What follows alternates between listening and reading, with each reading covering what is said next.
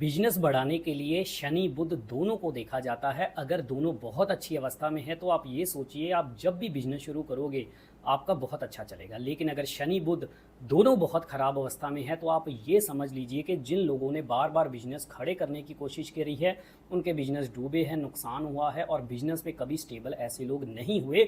जिन लोगों के इस तरह के हालात है, बार बार बिजनेस अप डाउन बहुत होता है, कई बार बंद करके फिर नया कर लेना, फिर बंद कर देना, फिर नया बिजनेस शुरू करने के बारे में सोचना, उनकी कुंडली में शनि और बुध की स्थिति उठा के देखिए, दोनों आपको खराब ही मिलेंगी। तीसरी कंडीशन होती है शनि का अच्छा होना लेकिन बुध का खराब होना। इस स्थिति में क्या होता है, इंसान 35 साल की उम्र तक अगर नौकरी में रहेगा, उसके बाद बिजनेस में आएगा तो बड़ा सफल होगा। लेकिन अगर 35 से पहले ऐसे लोग बिजनेस करेंगे तो बार बार असफलता मिलेगी, बिजनेस खराब होगा, ठप होगा। लेकिन जैसे ही 35 साल क्रॉस करेंगे उनका बिजनेस अपने आप अच्छा चलना शुरू हो जाता है।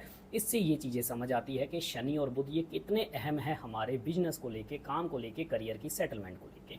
शनि एक चालाक ग्रह है जो हमें बिजनेस के अंदर, आपने देखा होगा ज़्यादातर बिजनेसमैन चुस्त चालाक ही होते हैं, डिप्लोमेटिक ही होते हैं, किस तरह से चालाकी से क्लाइंट से पैसा निकलवाना है। लेकिन ऐसे लोग ठगी नहीं करते, चोरी नहीं करते, लेकिन चालाकी और डिप्लोमेटिक बन के मीठी जुबान के साथ कैसे सेल करनी है ये इनको बखूबी आता है। और ऐसे में ऐसे लोगों के कहीं ना कहीं घरों के सुख, काम के सुख, सुख समृद्धि के सुख, अपना मकान बन जाना और 35 के बाद इतनी तरक्की कर लेना कि 2-3 मकान भी बना लेते हैं। और एक होते हैं एंटरप्रेन्योर। एंटरप्रेन्योर भी वही बनते हैं जिनके शनि बुध राहु ये अच्छे होते हैं। इससे इंसान का बिजनेस अपने आप चलता रहता है, या कह लो कि एक से ज़्यादा बिजनेस होते हैं। अपने बिजनेस से तो कमाता ही, उसके साथ साथ और 2-3 बिजनेस खड़े करता है जिस पे ज़्यादा ध्यान भी नहीं देता, लेकिन कमाई अपने आप आती चली जाती है। ये बहुत रईस वाले या बहुत अमीरी के योग होते हैं। इस तरह के अनेकों योग जन्म कुंडली में बनते हैं। लेकिन अब बात करेंगे, अगर आपका शनि खराब है, आपका बुध खराब है, तो आपको बिजनेस में कैसे आगे बढ़ना है, क्या उपाय करके बढ़ना है।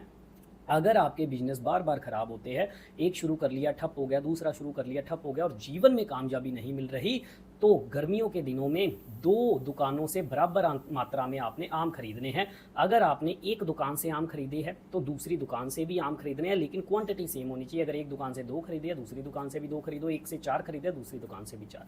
ये खरीद के आपको या तो किसी धर्म स्थान में, मंदिर में देते रहना चाहिए। अगर किसी गरीब को बांट देते हो तो आप खुद देखिएगा 2 महीने के अंदर अंदर आपको बहुत अच्छे रिजल्ट आएंगे। ये उपाय या तो 27 दिन लगातार कर देना, या इसको हर शनिवार या हर बुधवार करना। लेकिन ये उपाय वो लोग बिल्कुल नहीं करेंगे जिनका काम धंधा एक ही है, काम धंधा ठीक चल रहा है, कभी कभार डाउन हो जाता है, उसकी कोई दिक्कत नहीं। लेकिन जिनका बिल्कुल ही ठप रहता है उनके लिए ये उपाय है।